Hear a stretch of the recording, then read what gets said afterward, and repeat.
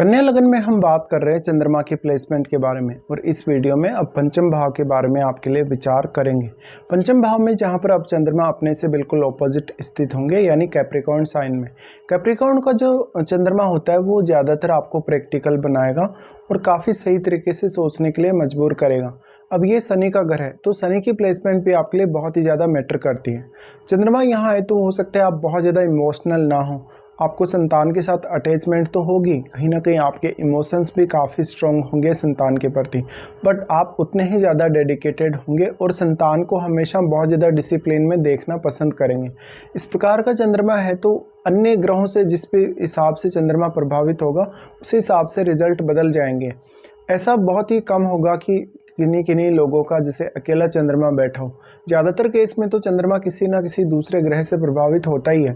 ऐसे में आपको उस ग्रह को कभी भी इग्नोर नहीं करना चाहिए जो चंद्रमा को प्रभावित कर रहा है। और मेनली हम जो कंजक्शन का प्रभाव है वो सबसे ज़्यादा मानते हैं किसी भी ग्रह पर दृष्टि संबंध की तुलना में, लेकिन क्योंकि चंद्रमा एक बहुत ही ज़्यादा सॉफ्ट ग्रह है तो वो दूसरे ग्रह की दृष्टि से भी काफ़ी ज़्यादा प्रभावित हो जाएगा। ऐसे में जो भी ग्रह आपके चंद्रमा को यहाँ एस्पेक्ट कर रहे हैं उनका रोल भी काफ़ी ज़्यादा इम्पोर्टेंट हो जाता है और उन ग्रहों से जुड़े हुए भावों का रोल भी आपके लिए बहुत इम्पोर्टेंट हो जाता है। देखिए ये पंचम का चंद्रमा है तो आपको क्रिएटिविटी बहुत अच्छी प्रदान करेगा, साथ ही साथ बहुत सारी अदर स्किल्स भी। अब क्योंकि ये 11वें भाव के स्वामी होकर यहाँ आ रहे हैं तो चंद्रमा मेनली हमारे रिश्तों को काफ़ी ज़्यादा अच्छा बनाता है, लेकिन ये पंचम का चंद्रमा है तो रिश्तों के प्रति आप कभी कभी बहुत ज़्यादा इमोशनल होंगे और ये इमोशनलिटी आपकी तब ज़्यादा बढ़ जाएगी जब यहाँ पर या तो मंगल का प्रभाव हो या सूर्य का प्रभाव हो। बेसिकली ये देखा जाए तो यहाँ जो चंद्रमा है वो आपको काफ़ी डिसिप्लिन देते हैं लाइफ में। हमेशा जब भी आप अपने पैसे की बात करेंगे, कहीं भी इन्वेस्टमेंट की बात करेंगे तो आप उतने स्पेकुलेटिव नहीं होंगे, हमेशा सही तरीके से पैसा अर्न करने की कोशिश करेंगे। बट अगर मान लो यहाँ शनि का प्रभाव है चंद्रमा पर या राहु केतु का प्रभाव है तो ऐसे में रिजल्ट्स पूरी तरह बदल सकते हैं, यानी तब आप लॉटरी, सट्टा या शेयर मार्केट की तरफ काफ़ी तेज़ी से आकर्षित हो सकते हैं। चंद्रमा की इस प्लेसमेंट की वजह से एक बात और आपके ऊपर लागू होगी कि आपके जीवन में बहुत सारी ऐसी इच्छाएं आपकी जो दबी रह गई या जो पूरी नहीं हो पाई, जहां पर कोई ना कोई ऐसी कमी रह गई एक्चुअल में जो आप पूरी नहीं कर पाए हो। चंद्रमा यहाँ है तो चंद्रमा आपकी माताजी को रिप्रेजेंट करते हैं। ऐसे में आपकी एजुकेशन और आपके अर्निंग्स में माताजी का रोल बहुत इम्पोर्टेंट होगा और आपको जो भी अपनी माताजी एडवाइस दें उन एडवाइस को आपको फॉलो करना होगा। वो सारी की सारी एडवाइस आपके लिए बहुत इंपॉर्टेंट रोल प्ले करेगी। इस प्रकार का चंद्रमा है तो चंद्रमा एस्पेक्ट करता है अपने ही घर को। अब वैसे तो चंद्रमा अपने ही घर को एस्पेक्ट कर रहे हैं और हम यही मानते हैं कि कोई भी ग्रह जब अपने ही भाव पर एस्पेक्ट डालेगा तो वो अपने भाव को हमेशा बचाने की कोशिश करेगा या अपने भाव से संबंधित कार्यों में वो आपकी ज़्यादा से ज़्यादा हेल्प करेगा, क्योंकि अपने घर को कोई भी ख़राब नहीं करना चाहता या डिस्टर्ब नहीं करना चाहता। बट चंद्रमा के केस में ये बात उतनी ज़्यादा लागू इसलिए नहीं होगी क्योंकि चंद्रमा बहुत ही ज़्यादा सॉफ्ट हैं, तो दूसरे ग्रहों का जिनका भी प्रभाव अब आपके 11वें भाव पे है वो ऐसा हो सकता है कि बहुत ज़्यादा आपके 11वें भाव से संबंधित रिजल्ट्स को प्रभावित कर पाएँ। इस स्थिति में आपको देखना होगा कि एक्चुअल में वो ग्रह कौन कौन से हैं जो आपके 11वें भाव को प्रभावित कर रहे हैं, मेनली दृष्टि संबंध के द्वारा।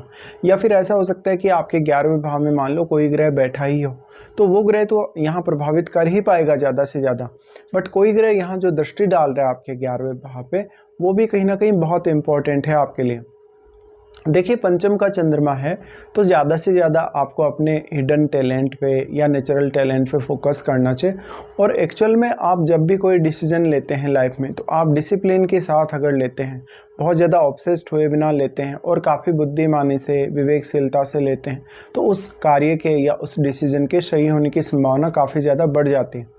अब ऐसा जो चंद्रमा है आपको तब थोड़ा ज़्यादा डिस्टर्ब कर सकता है जब वो मंगल के साथ संबंध रखेगा, क्योंकि मंगल यहाँ इस राशि में ही अगर बैठा है तो मंगल उच्च का होगा और फिर वो आपके चंद्रमा को कहीं ना कहीं प्रेशराइज करेगा या काफ़ी ज़्यादा एनर्जी प्रदान करेगा।